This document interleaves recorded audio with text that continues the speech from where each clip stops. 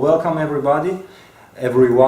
With some of you we know each other already since last year, since we started this in November actually.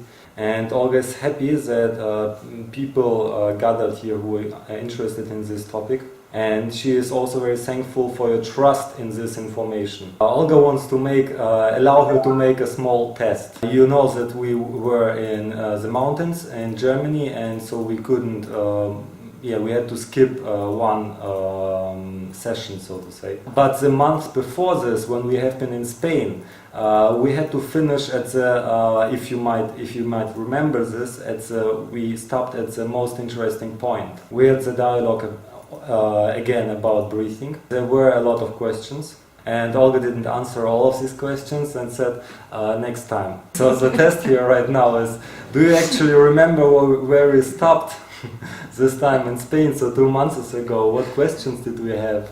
First, she would like to answer to your question. When the inner fire within one ignites, his physical temperature doesn't rise. There is a certain moment where the esoteric sphere and the medical world cannot connect with each other, because the medical world can agree on the statement that yes, CO2 is being gathered, increases the level, the percentage in the blood, and that's why the capillaries relax, and this has a lot of other effects. And at the same time, the temperature doesn't rise. They simply cannot explain why the clothes, in our example, are becoming dry. So from this point of view, from the medical view, this is simply not possible. Another question is, can someone achieve these same results even with an disbalanced body? And the point that appears is, yes, it is possible. But in most of the cases, of course, these people are healthy. But anyway, however, this process is very good from the point of view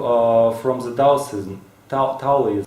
From the position of Taoism, the universe is a conglomerate of completely different vibrations. And logically, depending on what kind of energy the one is connecting with, he can also interact with this energy. And if these energies are from the type of fire, then logically they can also cause effects on the surroundings, on the objects. Once Olga made this experiment, a similar experiment. It was not with with drying clothes, wet, cold clothes. There were a few people in the group, and it was winter, so the window have been frozen, and they pointed their finger, or they put the tip of their finger to the window. And they found out that with each person, the circle where the cold on the window melts, is the size of this area is different. Olga is more resonating with the point of view that this practice, when they are drying their clothes, is more energetical. She personally does not have this kind of experience. But Olga read about this in serious spiritual books and sources. And the main source is in the Yoga Advaita, and this book is called Yoga Vasishtha. And there is one person described, his name is Pusunda, and this is a crow. And there is a dialogue where this crow explains about or tells about its existence. This entity or being tells that he lived through many different universes, so he experienced these happenings when the universe came to be and ended and then appeared again. And he described how it is working from the position of 5 elements: fire, earth, metal, and so on. And he tells that when the universe is coming into the stage of fire, when it appears or disappears, in both cases it enters the stage of fire, he synchronized his vibration with the vibration of fire. So logically he didn't get burned from the fire, and the fire didn't have an effect on him. And just the same with water. Same things were described by masters who, for example, were able or are able to stay in fire, and the fire doesn't affect them. The foundation of all Sita, so of all supernatural abilities, is the possibility to create resonance between yourself and the desired energy. Olga knows that those attempts were done, but they cannot detect the change and the energy. So at this point right now of the technical development that is accessible to us, we can only experience it, so gather information through the empiric way, and then we may discover a new sphere of science. The question when we transit to the body of light, and if we are going through the stages of dissolution of each element, is a very important question. There are two topics which Olga wants to open concerning breathing, and one in this open talk and the other next time. But this only after Olga explains what par lung is and its importance in the realization of the body of light. But since the question appeared now, Olga will answer it, but don't go too deep into details. Olga will now explain from the point where people start on the third step. There Olga explains that realization of the body of light is simply a redirection of your attention. In the Tibetan culture, realization of the body of light has exactly this title. It is called the Great Redirection. It doesn't mean that some elements of the body are being moved to another place, or maybe atoms are being moved to some other places, or microelements or whatever. It means exactly that our attention is redirected from one layer of density of experience, density of certain energy of experience, to another layer. This means becoming aware of all the different types of energy which appear, which are existing in the universe. And from the position of view of the Eastern tradition, Eastern cultures, those are the 5 elements. So if we don't go into these details, but simply answer these questions, and yes, even more. If we recall the Tibetan Book of the Dead, there it is described that just before the death of the physical body, stage or condition of agony, it is the dissolution of those elements. And the sensations which one goes through in concerning each stage are described. Olga is not certain right now about the steps that go, but the idea is, for example, if the element earth goes away, then the person begins to freeze. When the element of fire goes away, dissolves, then the one experiences heat. When it is water that dissolves, then slime or some liquids are simply going out of the body. When the air, the ether is dissolving, then the last exhalation is done. It isn't even important if the one is conscious during all these different dissolutions.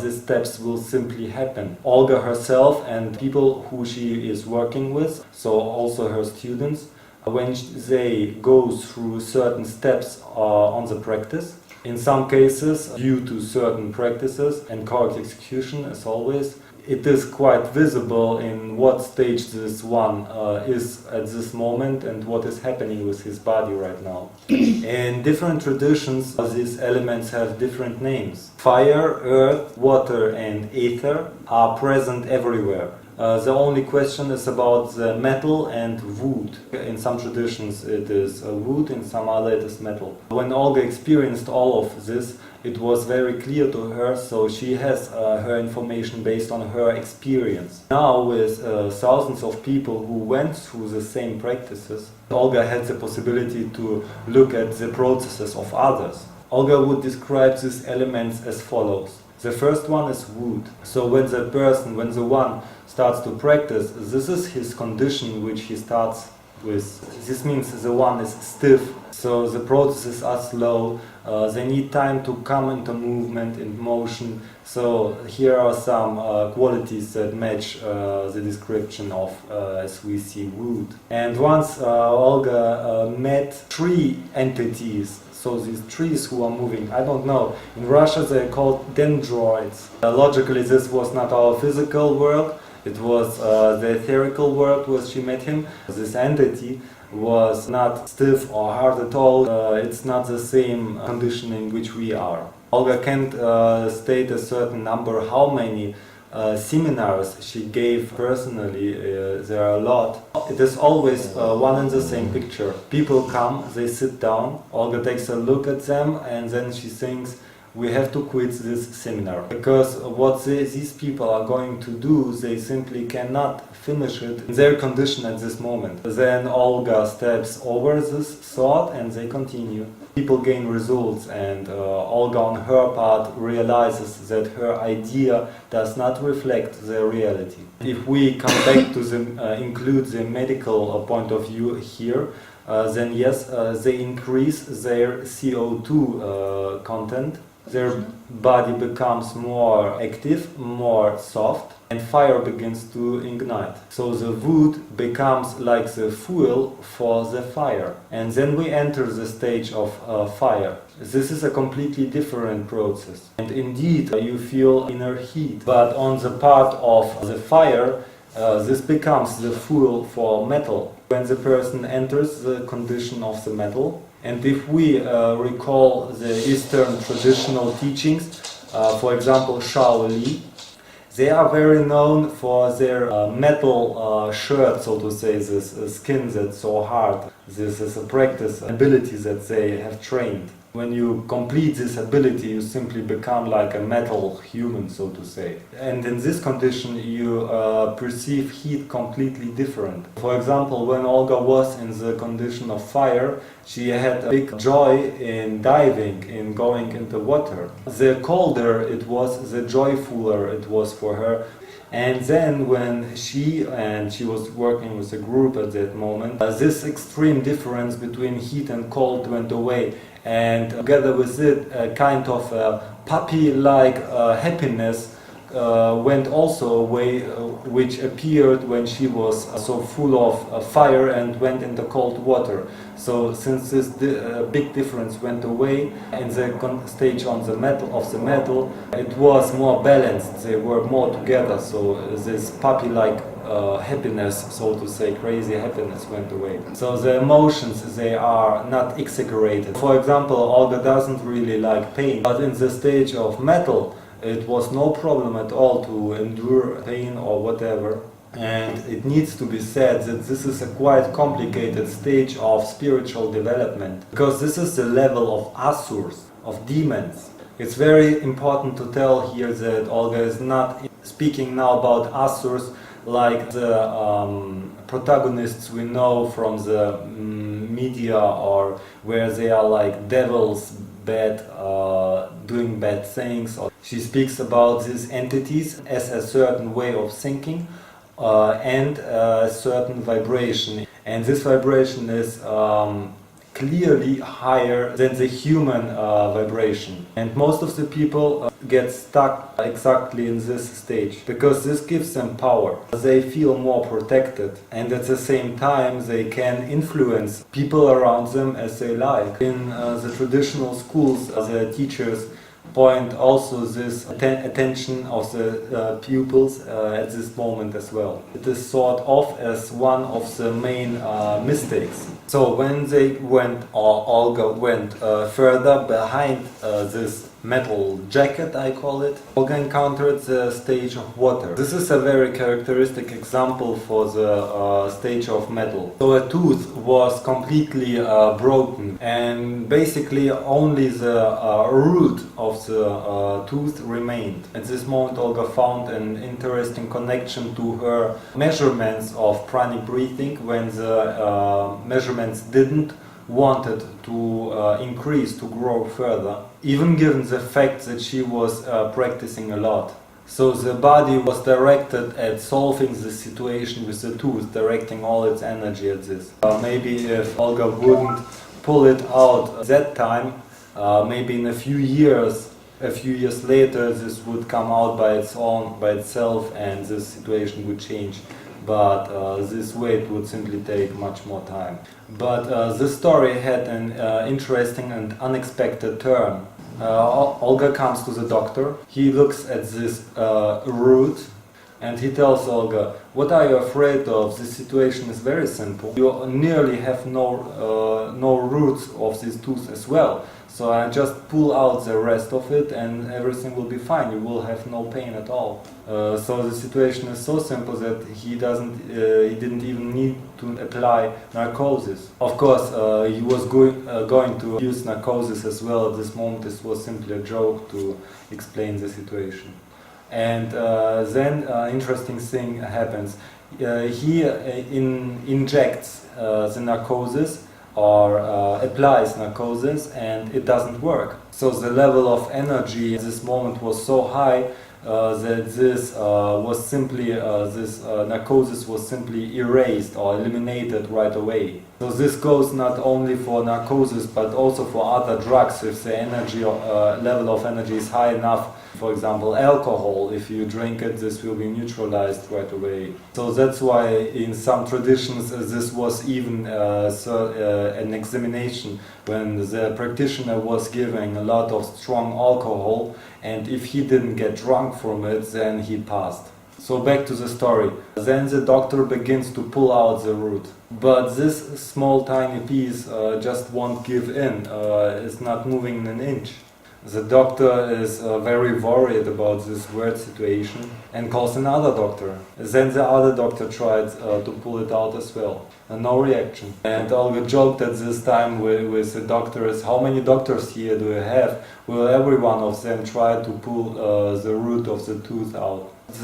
The doctor said he's working for quite some time, but he never experienced such a parodontium.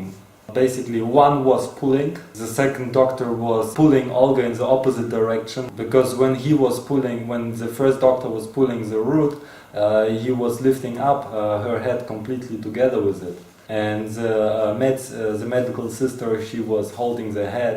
All of it lasted for quite some time. Then the doctor said, "Okay, now I give up and I will give it one last try now. And if this doesn't go well, then I will simply break down everything, the whole tooth around it, just to get this root out." So in the end, he managed to pull it out. And this example, this experience showed Olga in what condition her bones are. She understood why she stopped being sensitive to pain. So what sense is there to smash a stone? It would be interesting at this moment to have a chemical analysis of the bones, but it was impossible to do so at this time for Olga. But Olga suggests that in this case calcium was transformed into silicium. Okay, so this is an example for the stage of the metal, and then Olga entered the stage of water. This was the stage where different supernatural phenomena started to appear. So if until this stage the tendons relaxed and the bones moved back, of course, already just this changed just the physiological appearance. So, for example, in the morning she was always wondering how she would find herself in the mirror. And then on the stage of water, the change of the physical body was including the complete physical body. And it was possible that this shape would simply change into something else, for example, non-human. So human and not human. When in the previous cases, when she transformed into something, in the most of these cases, the etheric energy, the etheric layer become more dense, and this denseness was what simply then become visible. For example, when her son came, when he was very young, like I don't know, 8 years or something like this, he entered during the night her room, and she was a dragon. She told this story at some point somewhere in some videos, and this was what was happening there. The idea that Olga is a body with this idea within herself simply disappeared completely. Olga already told and said that The solidity of the physiological body is simply an idea. And back at this time, this thought was supported by a huge amount of energy. Then another hard situation happened. Olga unconsciously changed the past, so the present changed as well, but she was not willing to do so. It was an accident, so to say. So then two versions of reality appeared before Olga. At this time, Olga was orientating herself on what the Eastern Master said, that every supernatural ability, every siddha, or every supernatural phenomenon would simply distract your attention from enlightenment. And so Olga was simply denying or letting all these happenings pass by. And they explain it saying that enlightenment is the highest siddha and all of your attention is necessary.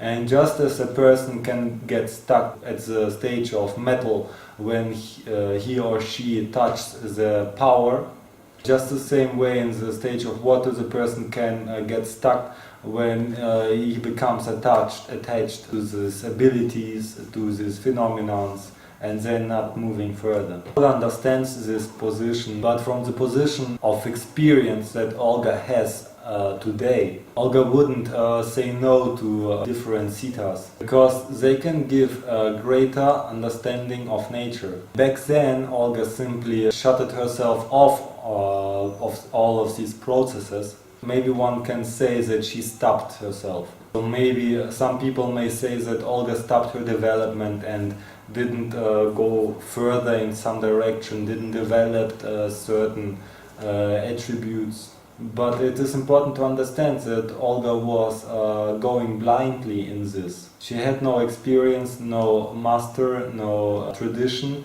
no idea of where she is actually going in. And she thought that if she has or had such processes at that time, then if she would give in to them, then she would lose the goal of enlightenment. And right now Olga has the realization of enlightenment. She can return to the research of different kinds of energies. Practically she is interested in starting this research in the Dominican Republic. She understood one thing very clear. There shouldn't be such thing as 100% no to something on the development, on the path of spiritual growth. The topic of today, that Olga would like to dive right now deeper in, are the different practices which are basically taught in a wrong way. So simply wrong understood by the teachers and wrong taught in a wrong way as well. A little bit later, Olga would like to make a video about this, detailed, deeper video about this. Given the fact that different traditions are always speaking about non-actions, the practitioners have simply one single alternative to this. Either the practitioner is doing certain practices and thinking that he's moving on the spiritual path, or do nothing and simply live a normal social life. Actually, Olga was telling already a lot about this, but it was always separated in different videos. There are videos about this in every language that we have: Spanish, German, English, Russian. There are some videos where you can see how Olga is bending, but in Olga's life she met only two people who shared Olga's position and understood what she was talking about. The first person is Zinaida Baranova. She was for 12 years in the regime without water and food. When they have been talking with each other, this was a big topic, if she is actually doing some exercises, some practices. She said in the beginning of her path she was doing some. But in a certain moment she understood that this was causing disbalances in her structure. And the second person is Victor Truviano. Right now it is his 10th year without anything. And next year in May they have scheduled work together, State of Babaji and Technology of Enlightenment. And this cooperation is only possible because they resonate with each other and understand each other quite good. What did Olga actually said right now? A human is in the stage of, in the condition of wood, and there is nearly no inner motion at all. He has not enough attention to recognize his processes. His nervous system is overloaded and overtensed. The channels are closed. This person is simply not understanding where the attention has to be pointed in order for certain processes to begin. So some people begin to do asana, some other practices, and yes, these practices bring his or her construction in motion. In our example, this person tries from the physical stage to bring the energies into motion. And just as on the physical layer you have liquid, for example, closed in some space, for example in a bottle, and if you change the position of the bottle, logically the position, the structure, the constitution of water will also change together. So in the example of the asana, you take a certain posture, logically the flows, for example, the blood, for example, flows in a different way. And where blood flows, there flows energy as well. So logically you perceive some results, motion of energy. And the practitioner says, great, I already have certain accomplishments. And there are certain yogis, they reached a very high physiological level, and they even can present some abilities. But the question lies deeper. When you decide to make one or the other asana or a complex of different asanas, the position where you start is the position of the mind, what you think is the best. And there are many other different moments, judging by which you decide what is good and what is bad. Maybe it is a very famous complex of different asanas. For example, the 5 Tibetan jewels, which millions of people are doing. Maybe this is just a habit. You wake up every day and make one and the same schedule of asanas. Maybe this is an idea that you need right now a certain posture in order to reach certain results. But from the position of the mind, you don't see the whole construction. From this position, we also don't perceive the finest connections between the energetical, psychological and physiological body. And very often this will result in the same effect if someone takes drugs. So a person is destroying his or her body, but at the same time feels the need of more. But in the stage, in the condition of non-action, you begin to follow your processes. Then the body may take a very unexpected posture, and in this position you can recognize one of the classical asanas. But from this position of view, the body decides and knows 100% how it needs to move, how it needs to present itself, in order to decide which processes correctly, how to move the body from this point of view, from the point of view of non-action. The body will know how to move exactly millimeter by millimeter. So Olga knows people who have been practicing Hatha Yoga from their birth on, but this is still not counted. This doesn't mean that they will reach spiritual growth, definitely. And here we talk about something else. Olga has a video, the turning of the wheel of Dharma. There are actually 10 parts, so at some point they will be translated, but right now, if Olga's memory recalls it correctly, either the 8th or the 9th part shows experience of a student by Olga where she describes this process.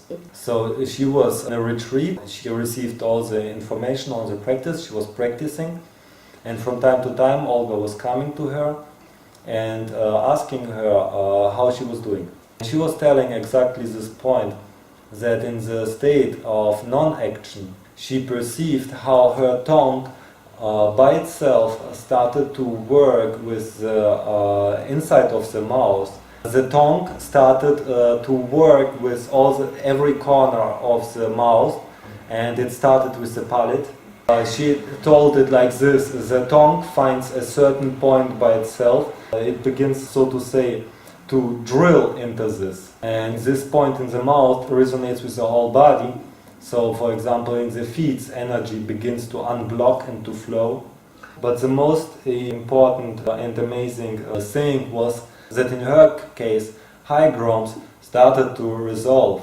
She had this illness quite some time, and Olga explains now what it is. So we know that when the veins on the legs becomes widened, then varicosis appears.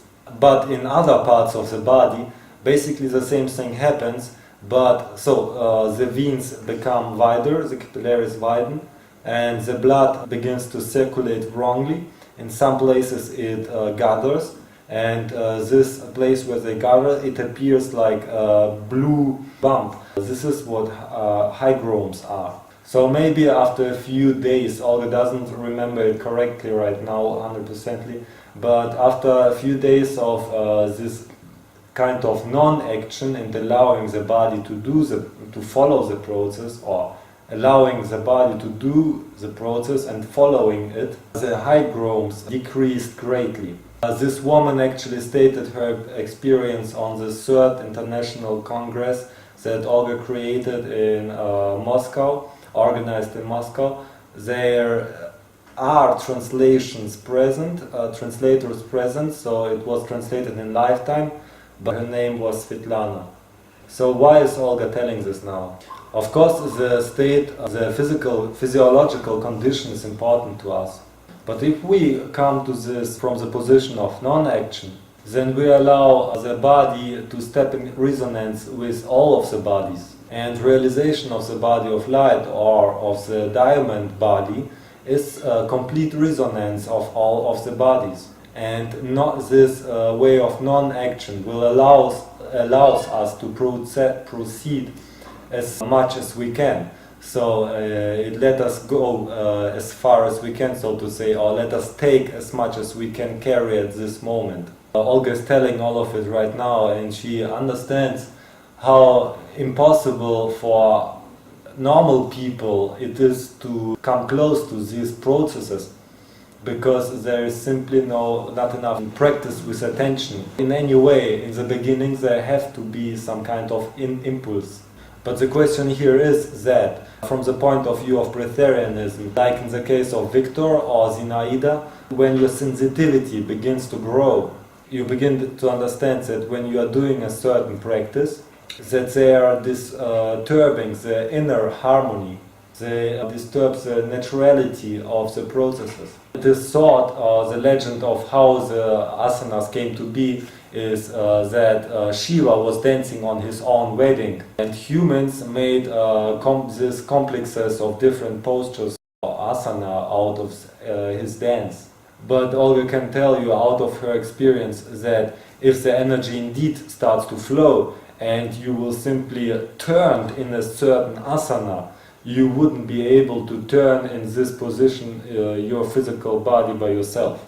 So if your level of energy and the stage, so to say, of relaxation of the tensions, so to say, is just the same as with Shiva, then probably you have the meaning to repeat his movements. But if you are in another condition, then this will simply guide you to a collection of different postures with undesirable and uncontrollable results sometimes. A simple example here. You want to build a car, so you have an understanding of how this car will be running, the interaction of different details, and the whole construction as a view of how the final result will be looking like. And the main important thing is the follow steps of the process of construction itself. But if you take a wheel, Потом возьмете выхлопную трубу. And then you take the exhaust pipe, and then you take the helm and pour gasoline over all of it. Then you will not have a car like it's normal, it should to be probably. Olga remembers right now a joke about an exhaustion pipe. So it's short and she will tell it now. From the other side of Alaska, there is such a culture, and the people who live in this civilization or nation, however, they are called chubby. And let's say most of these people from this civilization, they are not really on a social developed level. So they have a herd of deers, and they are taking care of them in tundra. So it's very cold there, nothing grows there, and only the deers are grazing there. And they build their homes out of the deer's skin. And here's the joke. So Chubby traveled to the big land, bought himself a car, and came with this car to tundra. And all the other chubbies gathered together and started to examine this car. Then the oldest, the wisest of the chubbies came, went below the car, found the exhaustion pipe and started to pull there, and said, "Whoa, that's a male one." So basically the association here is that we are doing the same thing with Hatha Yoga. We tried some asana and we pulled on the exhaustion pipe and think, "Oh, it's a male." So we make interpretations about certain processes. At the same time, we have very little understanding of the process, what that's actually going on. And most of the cases, we simply get to know someone else's point of view. When teachers tell us, when you make this and this exercise, this will stabilize and balance the left and the right hemisphere of your brain. Most of the people simply cannot prove if it actually gets stabilized or not. Maybe the effect of placebo kicks in when a person hears something and suggests it simply on himself and believes in it and says, "Oh, that's a great practice that's working here with me." And Olga will repeat her here once again. Matter is energy, and energy is consciousness. So the condition which we are in right now, for example, we have pain in the spine, or problems with the vessels or with the joints, not enough energy. That's the level of our understanding and the level of our connection with reality, because our body is present within reality. But since the body follows the mind, this abstracted vision, ideas, thoughts, view on the world, it is abstracting also the inner processes, the inner world. And that's probably the finest moment on the spiritual path, to become aware of what non-action actually does mean. Actually, all of Olga's seminars, the whole system is directed at the process of becoming aware. So the practitioner, the hearer, the student becomes aware, becomes conscious. That's why we begin with enlightenment. Actually, Olga is planning on demolish this tradition, this way of teaching of yoga. What we are talking about is yoga. Olga tells us now completely serious that this is the only reason for her to be here, to change this situation concerning this topic. And all of her seminars, all of her actions are aimed at preparation of this action. But in order to do this, what is needed from Olga is not simply effort, but superhuman effort. And in a certain meaning, Olga is saving some time. If you see Olga in the streets or on the videos, how she actually looks, then you find it quite unattractive. Fat woman rather actually looks like a guy, without any styles concerning her clothes. Something is strapped around her, something she's wearing. She behaves like she wouldn't care about the social norms at all. But why does Olga allow it to herself? And why is she saving time? Practically, since childhood, Olga never lived in a social world, actually. She doesn't even have all the bonds of the social world that come along. Most of her time she spent in retreats, in caves, in the forests. Basically, it's around 4 years ago that Olga started to get to know the social world. That's not going quite very well. So far, this process, from a certain point of view, is interesting for Olga. But she understands that for the job that she mentioned right now that lies ahead of her, she will need to change everything. The inner processes as well as the outer processes. She understands that in near future the point is waiting for her. Well, she has to stop pretending being a human being. And then the situation will change drastically. But it will change for the people. So people will start to perceive Olga in a different way. People will start to like Olga and to perceive her as a teacher. But concerning this relationship, nothing will change for Olga. But in order to insert this kind of virus in this industry of yoga, as for today, the process needs to go through these stages of the teacher and the followers. There is an introductory lecture on pranic breathing, where the concept is presented and the understanding of this concept. You can say this is the halfway. So these lectures help you to prepare yourself depending on your right understanding. So after you become aware of what is actually going on, you can prepare. So this is the preparation. But giving any additional exercises can have negative results. Because we don't see what you are doing, so it would be easier to teach you once how to do it correctly instead of first help you unlearn what you achieved so far, so to say. But here Olga wants to point out one of the moments about the systems that Olga created that she is especially proud of, a moment that causes like a feeling of pride within Olga.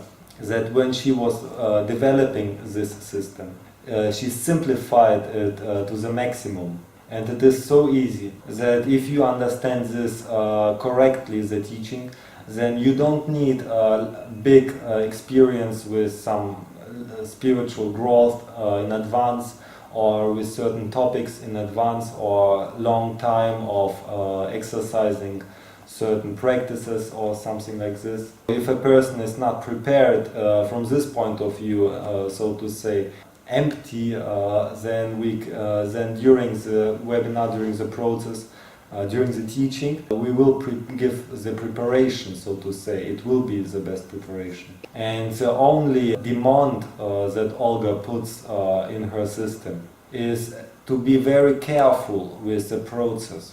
Not with Olga, not even to the information that you will receive, concerning the relationship to yourself in the processes of these transformations that you are going to start. And she thinks that this demand is quite acceptable. Yes, I would like to put it in 2 sentences, just actually the same things that Olga said already, just to make clear that if a person is in disbalance, so a person makes some preparational practice that brings him in this balance, then when we start the webinar, the first start to work, first we need to rebalance the one again in order to start working.